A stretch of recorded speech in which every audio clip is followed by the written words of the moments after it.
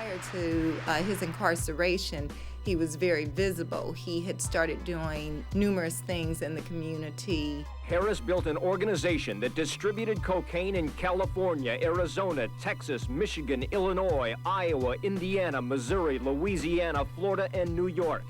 Investigators say he dealt so much cocaine, major Colombian drug kingpins like Mario Villabona were obliged to deal directly with Harris. But like a mob godfather, Harris sought to legitimize his illicit fortune and gain Beverly Hills respectability. I was not a drug dealer. I was a person who decided to sell drugs. But I also, at another point, decided that I didn't want to do that anymore. So I took those proceeds and invested in various real estate and businesses that turned out to be quite profitable. Mike Harris had a wonderful background in entertainment. I think he was the first African-American ever to produce a Broadway show that was a smash, and it gave Denzel Washington his start. Checkmate was the name of the play. The play opened on Broadway. Many of us African-Americans have been on Broadway, on the screen, out front singing and dancing, but very few of us have been there as producers. I thought he was an entrepreneur in New York. I had no idea that he was in jail. The first time I met Michael, it was a drug case involving Bo Bennett, Mario Villabona. That trial went and resulted in a number of convictions that went to trial in a federal court. And after that case, Michael, I believe, contacted David Kenner to have him represent him on his appeal.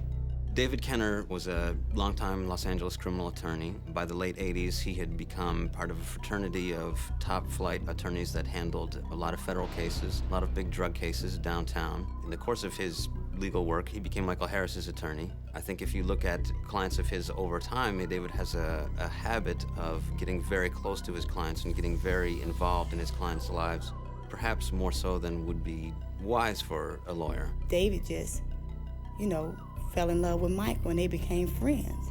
He was a friend to us, I looked at him like family. I was out in LA by myself and he took me in, him and his family would go out to eat. We would do everything together. He became someone who was a confidant, a friend of Michael Harris's, and also involved in business with Michael Harris. I think that he's a lawyer who had a lot of money and he represented people who had a lot of money, and it would not be unusual to me for somebody who represented people with money to say, I want to invest. To achieve the massive task of getting me out of prison, it took not just money but power and the proper timing. At some point, we talked about getting into the entertainment business. Everybody wants to be in the music business. And the years that I've worked, I've gotten tapes and offers from everyone from politicians, to businessmen who want to be in the entertainment business. A young man by the name of Eric had told me about Suge's background and that Suge was aware of my background and that he was somewhat intrigued behind my past and he had wanted to hook up with me in some form or fashion. They started talking, Mike said, you got Dr. Dre, and Suge said, yeah, he a producer. But once I found out that Suge was in the entertainment business, which I had been contemplating re-entering, I made the hookup and we talked on the phone a few times. Mike said, well, we need to meet. And Suge said, well, I got a couple of cases, I can't get in to visit you. So Mike said, no, I got this attorney. He's bad, he can get you in here. David Kenner brought Suge Knight to see Michael at a Metropolitan Detention Center in downtown Los Angeles. When I asked the question to Suge, what does it actually take? He told me that we could be 50-50 partners for about $1.5 million.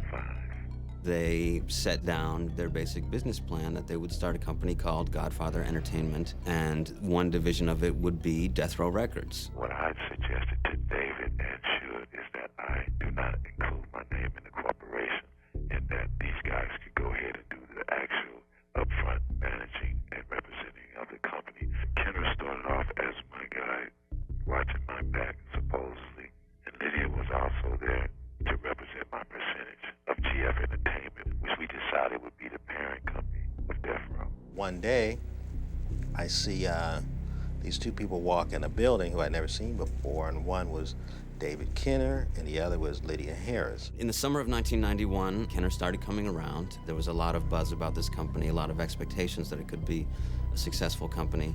And David was one of the people around at the time making a play to be Suge's partner and to take care of business for Suge, to handle business for Suge. A couple days after Mrs. Harris and David Kenner came in, things actually changed drastically. Immediately, the studio gets carpeted, things start getting fixed.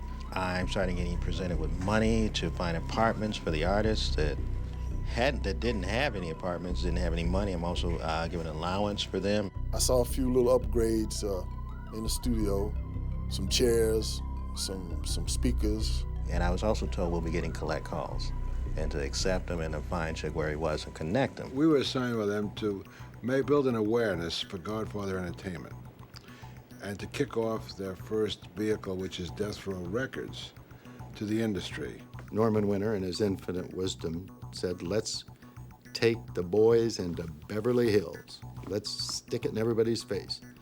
So off to Chasen's.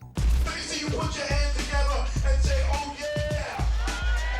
Let me see somebody get Dre, Suge, DOC a round of applause.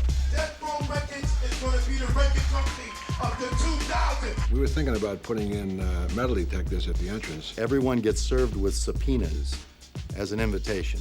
You're hereby ordered to appear before the Honorable Dr. Dre and the officers of GF Entertainment as a guest of the court to witness the springing of Death Row Records. Put your hands together. Come on, y'all, make some noise. We invited virtually every major record company executive in Los Angeles and New York, and it was so big that we originally planned on spending around 20, 25,000. I think it turned out to be 35 or 50. They had enough money at that time behind them, and they looked good. For somebody that comes out of nowhere to have a party at Chasen's on Grammy night, which is reserved generally for all the white people. It's also a place that would never be associated with rap music in any way unless it was something co-sponsored by a white group. The market we're going after, we're mainly for the people. I mean, for us, the West Coast, there's a lot of talent around that guys really don't have the opportunity to have a chance to prove themselves.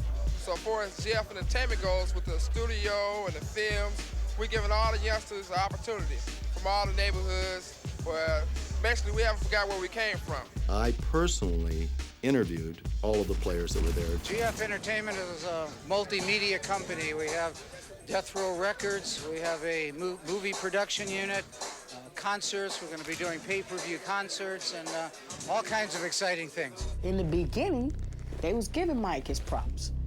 And they was recognizing that there was another entity that helped this be one major powwow. When it came to Dave Kenner, he toasted the man who made it all responsible, Harry O. The label started with Dr. Dre, who was going to do his own thing, and with a lot of help from Suge Knight and Harry O and a number of people, and we got it all together. And that's on tape, and the FBI confiscated that from me under very rude circumstances.